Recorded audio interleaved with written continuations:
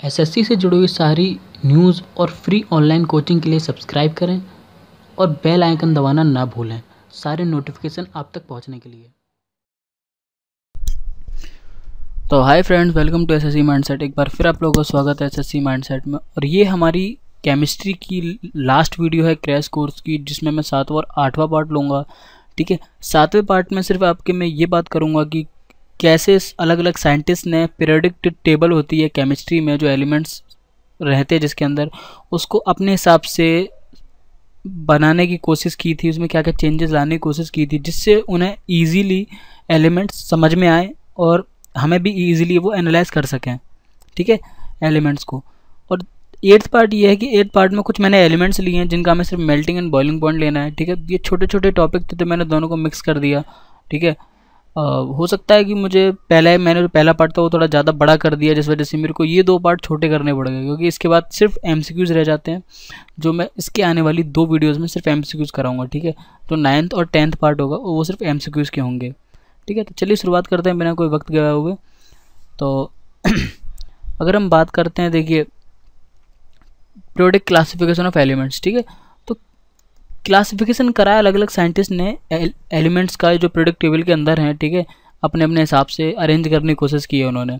तो वही बात करते हैं। तो सबसे पहले जो आपका है वो है डोबेर्नियर-स्ट्रेड। ठीक है, डोबेर्नियर्स एक साइंटिस्ट थे जिन्होंने क्या करा, अलग अलग एलिमेंट्स को अरेंज किया। ठीक है, 3-3 के ग्रुप में करा, जहाँ पर क्या होता था, जो मिडिल एलिमेंट होता था ना, वो एक अर्थमेटिक मीन होता था बाकी दोनों एलिमेंट्स का।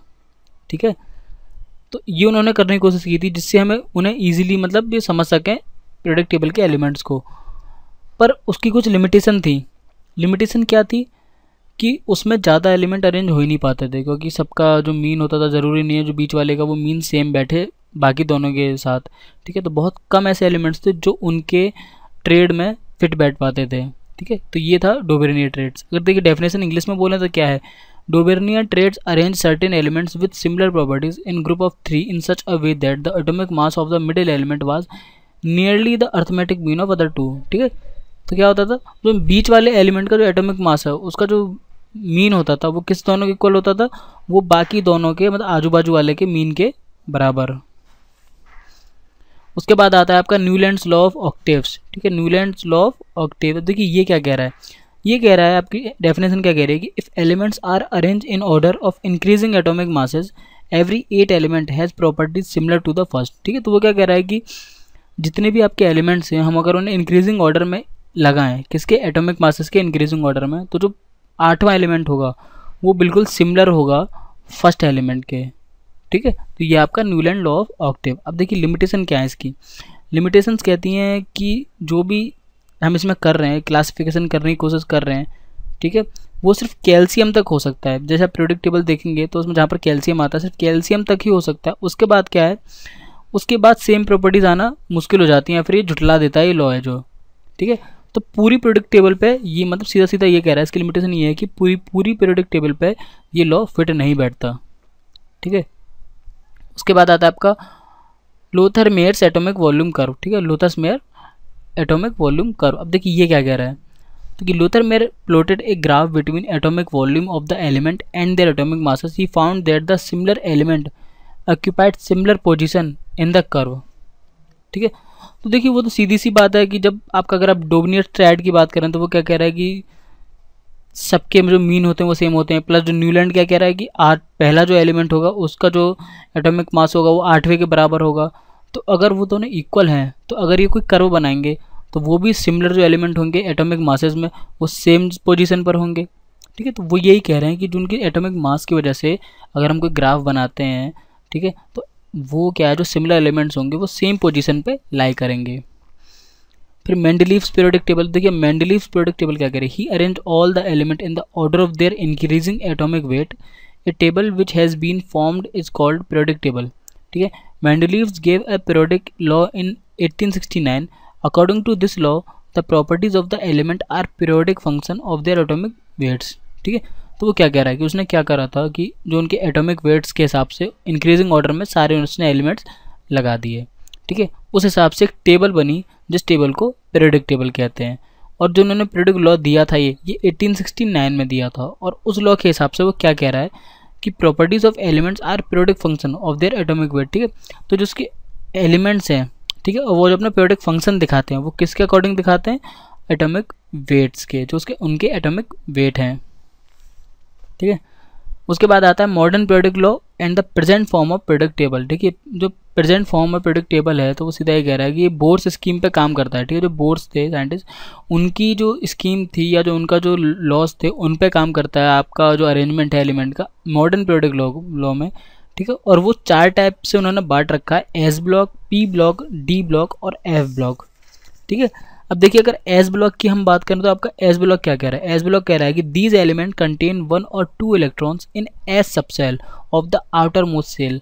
ठीक है, तो वो क्या कह रहा है कि ये 1 या 2 इलेक्ट्रॉन ही जो एस सबसेल होता है उसके आउटर मोस्ट सेल में रहते हैं। एस सबसेल का मतलब जो एस कैटेगरी एस ब्लॉक में आते हैं। ठीक है, उसके आउटर मोस्ट सेल में सिर्फ 1 या 2 ही आपके एलिमेंट्स होते हैं। ठीक है, दूसरा these elements enter chemical reaction by losing valence electron. ठीक है, अब देखिए जब यहाँ पर 1 या 2 ही एलिमेंट्स हैं आउटर मोस्ट सेल में तो वो गेन तो करेगा नहीं, वो क्या करेगा, लूज कर देगा। तो वो अपनी वैलेंसी लूज करके एक स्टेबल फॉर्म में आता है।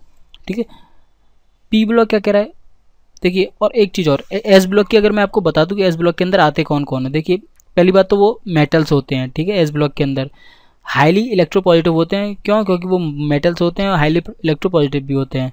ठीक है, लो आयनाइजेशन एनर्जी होती है उनकी। ठीक है, और आयनिक कंपाउंड्स होते हैं। ठीक है, उनके ऑक्साइड और हाइड्रो ऑक्साइड स्ट्रांगली बेसिक होते हैं नेचर में। ठीक है, तो ये आपका एस ब्लॉक। उसके बाद आता है आपका पी ब्लॉक। देखिए पी ब्लॉक क्या कह रहा है, पी ब्लॉक कह रहा है कि जो एलिमेंट्स होते हैं वो 1 से लेकर 6 तक आपके आउटर मोस्ट सेल में कवर करते हैं एलिमेंट्स को।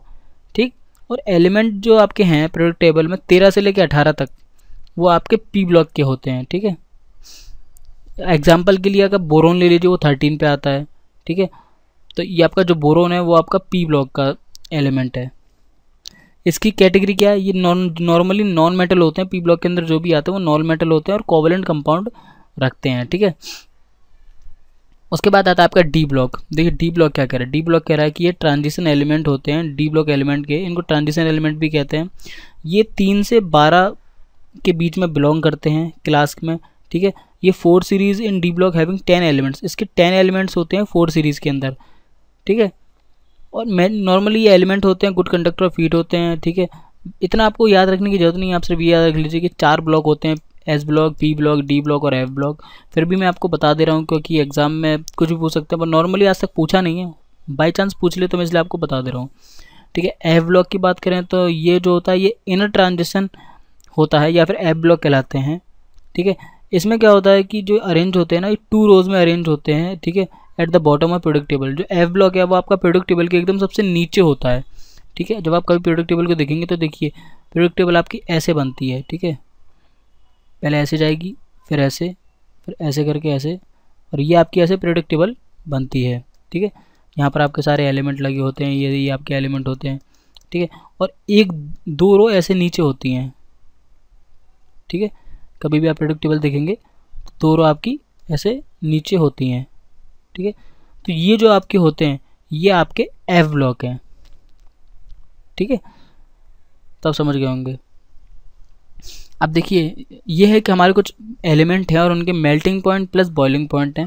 ठीक है, तो मैं आपको जो मेन आपको वो बता देता हूँ, बाकी आप वीडियो को पॉज करके आप देख सकते हैं कि इनके मेल्टिंग पॉइंट और बॉइलिंग पॉइंट क्या है। देखिए अगर एल्यूमिनियम की बात करें तो 660 उसका 0.323 आपका डिग्री सेल्सियस है मेल्टिंग पॉइंट। ठीक है, मैं आपको टिक लगा दूँ कौन कौन से इंपॉर्टेंट। देखिए एल्यूमिनियम इंपॉर्टेंट है, आर्गन इंपॉर्टेंट है आपका।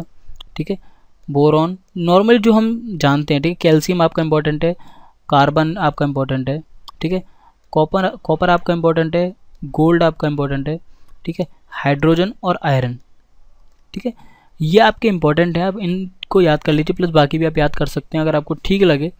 ठीक है, तो यहाँ पर आके आपका जो है ये पूरा एक वीडियो बहुत छोटा सा था जो इसके अंदर कवर किया मैंने। और नेक्स्ट वीडियो में अब मैं जो बनाऊँगा वो 2 वीडियोज़ बनाऊँगा जिसके अंदर 50-50 क्वेश्चन होंगे MCQs के। ठीक है, 50 फर्स्ट में 50 सेकंड में।